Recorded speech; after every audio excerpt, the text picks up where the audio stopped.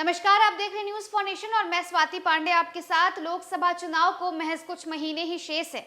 ऐसे में तमाम पार्टियां अपने अपने स्तर पर तैयारियों में जुट चुकी है। तमाम नेताओं ने अपने अपने कमर कस लिए हैं।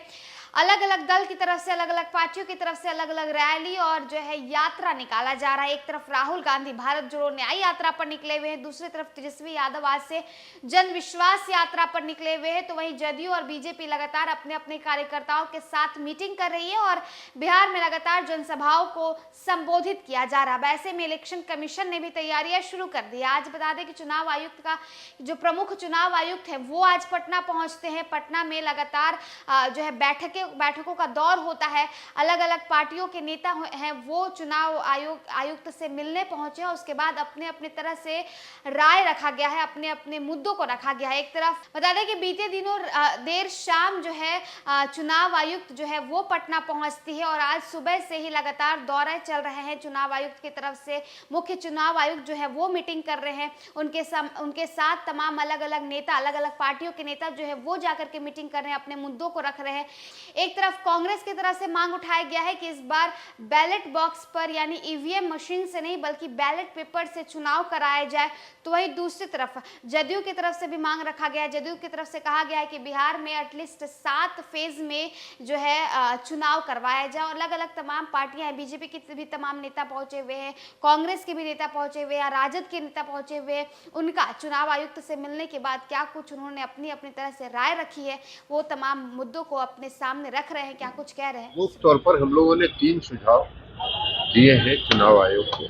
पहला सुझाव हम लोगों ने दिया है कि बिहार में 7 फेज में चुनाव होने से चुनाव जो उम्मीदवार है चुनाव लड़ने वाले उन पर अधिक खर्च का बोझ पड़ता है, इसलिए कि लंबे समय तक उनको चुनाव प्रचार करना है। दूसरा, उम्मीदवार और नेताओं को भी चुनाव के प्रचार में गर्मी के दिनों में काफी परेशानी का सामना करना होता है, इसलिए अधिकतम 3 फेज में चुनाव कराया जाए।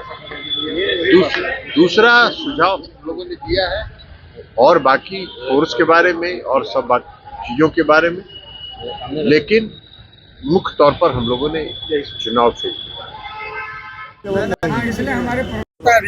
देखिए, राष्ट्रीय लोक जनशक्ति पार्टी के तरफ से आज निर्वाचन आयोग के समक्ष पार्टी ने कुछ महत्वपूर्ण बिंदुओं के तरफ उनका ध्यान आकृष्ट किया है।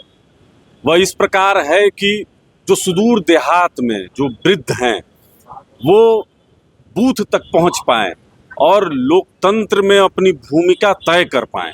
राष्ट्रीय लोक जनशक्ति पार्टी के ध्यान आकृष्ट करने पर आयोग भी सहमत हुआ और बूथ तक लाने की व्यवस्था सुनिश्चित करने के लिए उन्होंने जल्द से जल्द काम करने का भी भरोसा दिया है। तो राष्ट्रीय लोक जनशक्ति पार्टी भारतीय निर्वाचन आयोग की सभी भूमिकाओं के लिए उनका सराहना भी हम लोग किए हैं। हम लोग निर्वाचन आयोग के द्वारा जो भी उचित कदम उठाया जा रहा है उसका पूर्ण समर्थन हम लोग कर रहे हैं। उसमें भी ऐसा भी किया गया है, विचार विमर्श हुआ। क्या कुछ आप लोगों ने लोकसभा चुनाव को लेकर बिहार के संदर्भ में मैंने कई सुझाव दिए हैं, जिसमें एक सुझाव यह जरूर है कि बिहार की साक्षरता और बिहार के मतदाताओं की सुविधा का ध्यान में रखते हुए तमाम बूथों पर जो मतदाताओं की संख्या है वो 1500 के करीब होता है। मैंने अपने पार्टी की ओर से इसको 1000 करने का प्रस्ताव दिया है, जिसको चुनाव आयोग ने संज्ञान लिया है और उन्होंने नोट किया और कहा कि इस बात पे कार्रवाई हम करेंगे। दूसरा, हमने कहा है कि जो संवेदनशील बूथ हैं वो जो आबादी के भीतर रहते हैं, जहां तमाम तरह के दबाव का सामना मतदाताओं को करना पड़ता है, तो हम चाहते हैं कि बिहार के मतदाता स्वतंत्र रूप से मतदान सुविधा अनुरूप कर सके। इसको लेकर मैं चुनाव आयोग से मांग किया हूं कि जो आबादी के अंदर, खासकर जो गांव के भीतर मतदान केंद्र हैं, उनको सरकारी जो भी विद्यालय हैं, कोई कार्यालय है, गांव के बाहर रखा जाए, जिससे स्वतंत्र और स्वच्छ मतदान हो सके। गाँव से बाहर जी। तीसरा, हमने मांग किया है कि ईवीएम और वीवीपैट दोनों का काउंटिंग हो और काउंटिंग के दिन पहले पोस्टल बैलेट की काउंटिंग हो और उसकी जो संख्या है उसको पहले ही घोषित कर दी जाए। तमाम जो है प्रत्याशियों को बता दी जाए पोस्टल बैलेट की गिनती, ताकि वो जो अंतिम में होता है उसमें कई सारा घालमेल होने की संभावना बनी रहती है। ठीक हम लोग का सुझाव है कि जो पोस्टल बैलेट की जो गिनती हो वो आधा घंटा समय ये लोग देते हैं। हम लोग पोस्टल बैलेट की गिनती ना हो जाए, ईवीएम की गिनती शुरू नहीं होनी चाहिए। नंबर 2, पेपर से ही चुनाव कराया जाए। और नंबर 3 हमारा था कि साहब ये जो 1501 बूथ पर जो मतदाता आप दे रहे हैं तो इससे पोलिंग घट जाएगा, तो कम से कम उसको मिनिमाइज करके और कम 1000 पर उसको लाया जाए।